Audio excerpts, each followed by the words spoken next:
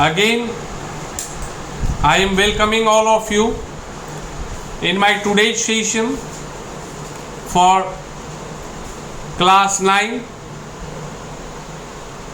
political science, in which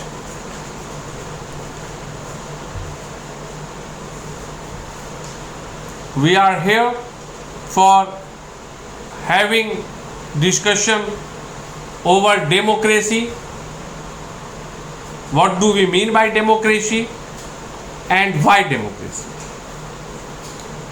And according to the content of your chapter, I started the discussion over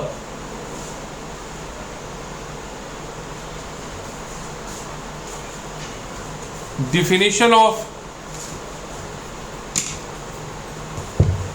democracy, in which I gave you in the chapter democracy, according to the content, I gave you a very simple definition that to the people, for the people and by the people. Am I right? हम लोगों ने कल चर्चा करी थी. मैंने democracy के concept को लेकर भी आपसे कल बात की कि एक ऐसी शासन प्रणाली जिसमें जनता की भागीदारी हो, जिसमें जनता ही अपने प्रतिनिधि का चुनाव करे, जो कि उस पर शासन करे. That one is a feature of democracy. So in another word, like a part of to the people, for the people, by the people, if we have to again redefine the term democracy, then we can say that this democracy is a type of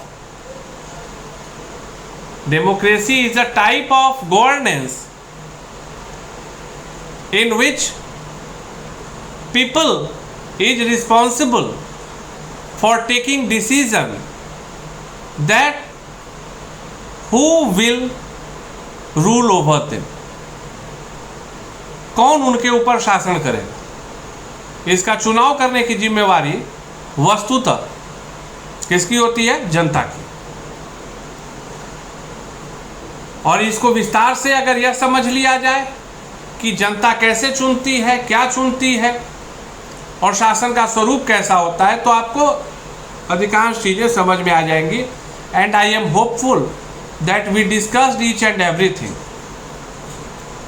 in my previous day class. Now, after the completion of the definition of democracy, definitely we have to know about the qualities of democracy, features of democracy, property of democracy. अगर monarchy system को हटाकर एक ऐसी शासन पद्धति का विकास विश्व के द्वारा किया गया जिसको कि हम लोग डेमोक्रेसी कहते हैं, तो डेफिनेटली भाई हम लोगों को यह तो समझना होगा ना कि इसकी विशेषताएं क्या है. What are the features? The main thing and the main feature we can say that this is a form of governance. यह एक शासन का ऐसा रूप है जिसमें शासक का चुनाव जनता करती है, जिसमें शासक का चुनाव जनता करती है, means elected by the people.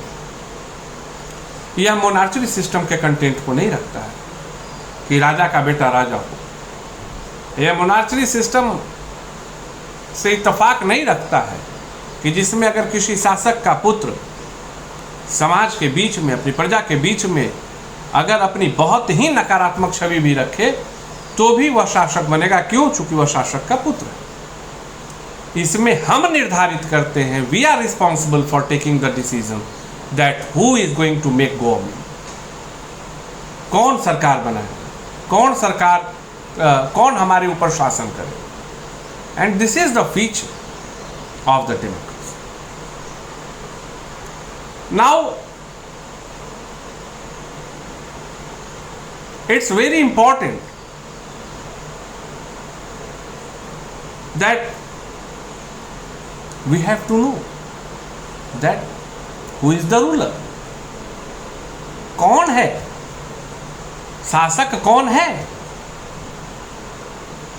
So definitely we can say that भाई according to our country India, और या अमेरिका ही में ले लो, ठीक है। यहाँ हम लोकसभा के चुनाव में भाग लेते हैं, वहाँ राष्ट्रपति के चुनाव में भाग लिया जाता है, लेकिन है क्या, वहाँ राष्ट्रपति का प्रत्यक्ष चुनाव होता है, लेकिन यहाँ हम प्रधानमंत्री का प्रत्यक्ष चुनाव नहीं करते हैं। हम अपने अपने क्षेत्र के प्रतिनिधि को जिताते हैं, वह लोकसभा में जाते हैं और वह जो भी संबंधित दल के हों वो अपने दल के नेता का चयन करते हैं, और सबसे बड़ी पार्टी का मुखिया जो नेता होता है वो प्रधानमंत्री के पद पर आसीन है। It means what? Ultimately, one line fact that if our Prime Minister is a member of Parliament, अगर वो लोकसभा का मेंबर है, इसका मतलब कि वह भी तो किसी क्षेत्र से, अपने किसी क्षेत्र से सीधा चयनित हुआ होगा, निर्वाचित हुआ होगा। उसको भी उसके क्षेत्र की जनता ने पहले जिताया और तब वह जाकर लोकसभा में सभी सांसद का वो जो है अपने दल का नेता बना। इसका मतलब कि चयन की प्रक्रिया में हमारी भागीदारी रही। And in some circumstances if the prime minister, I am talking about reference to India,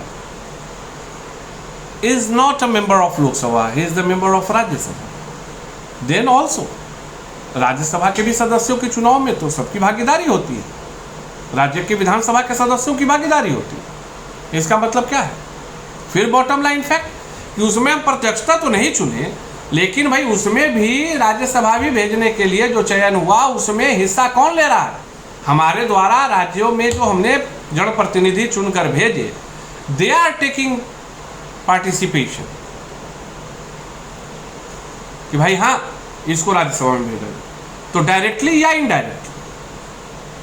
one thing that should be very clear that जो शासक होगा वह जनता के द्वारा either that person is directly elected by the public और indirectly, it means none other than our elected MLAs will be responsible for election for any seats in Rajya Sabha.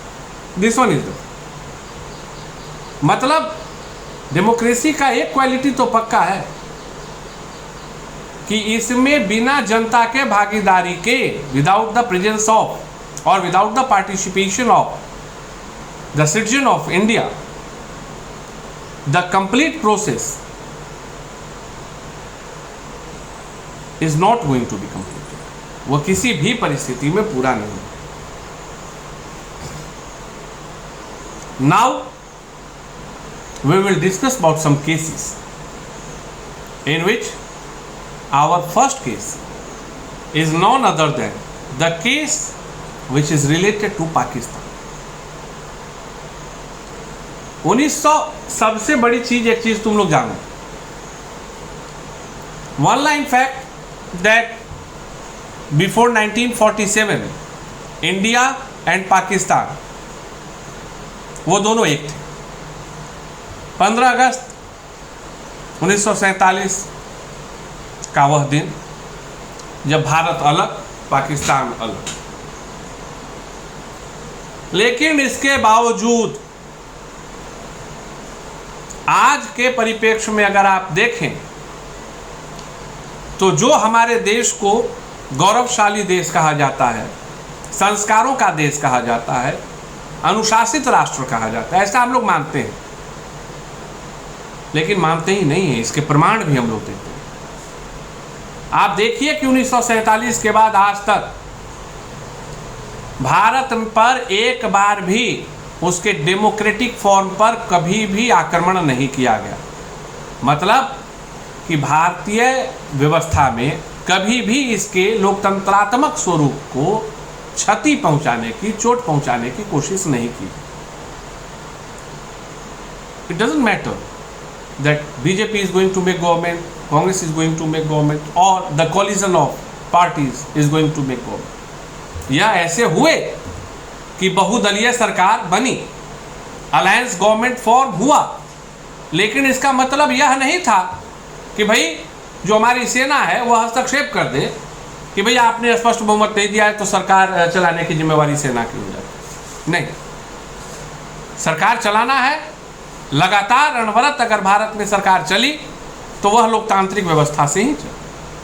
लेकिन पाकिस्तान में न जाने अब तक कई बार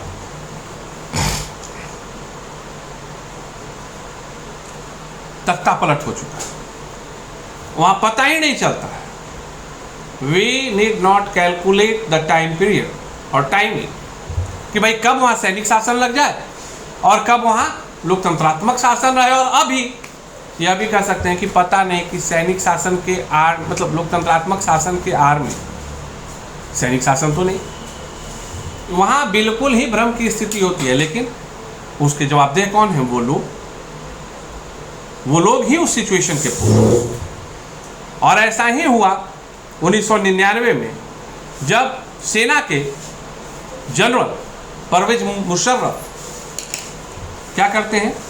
तख्ता पलट कर देते हैं। तख्ता पलट मतलब वो जो सरकार के द्वारा चुनी गई सरकार थी उसको हटा देते हैं और अपने आप को प्रधान घोषित करते हैं। यह स्थिति भारत में देखने के लिए नहीं मिली। And one again a shameless thing happened in that time. What? 99 he removed the democratic form of government and announced himself as the head of the nation. And after 3 years 2002 उन्होंने जनमत संग्रह करवा लिया और वहां से पारित कर लिया कि भाई अभी और इस देश को अब सैन्य शासन की जरूरत है, मिलिट्री रूल की जरूरत है। कितने वर्ष के लिए? 5 years। कितने वर्ष के लिए? 5 years। एंड इट्स ट्रू कि पब्लिक तो जनमत संग्रह अगर होता है तो सैन्य शासन, भाई जब आत्मा में कहीं ना कहीं लोकतंत्र है तो वह सिस्टम सैन्य शासन को तो नहीं मानेगा। इसका मतलब क्या था? उन्होंने काफ़ी धांधलियाँ की। इन 2002 जब उन्होंने जनमत संग्रह किया तो उस दौरान काफ़ी धांधलियों के बल पे उन्होंने अपने कार्यकाल को 5 वर्षों के लिए और बढ़ा लिया। इन अगस्त 2002 with the help of legal framework order, in 2002 August with the help of legal framework order क्या हो गया? He changed the constitution। उन्होंने संविधान को बदल दिया। और उस ऑर्डर का मजमून क्या था? What was the draft in that order? That president, because at that time he was doing his duty as the president of Pakistan. तो भाई कि राष्ट्रपति जो है कभी भी नेशनल और लोकल असेंबली को भंग कर सकता है, कभी भी खत्म कर सकता है। Due to time bonding, in my next chapter online session we will start our journey from this point. Thank you. Have a great day.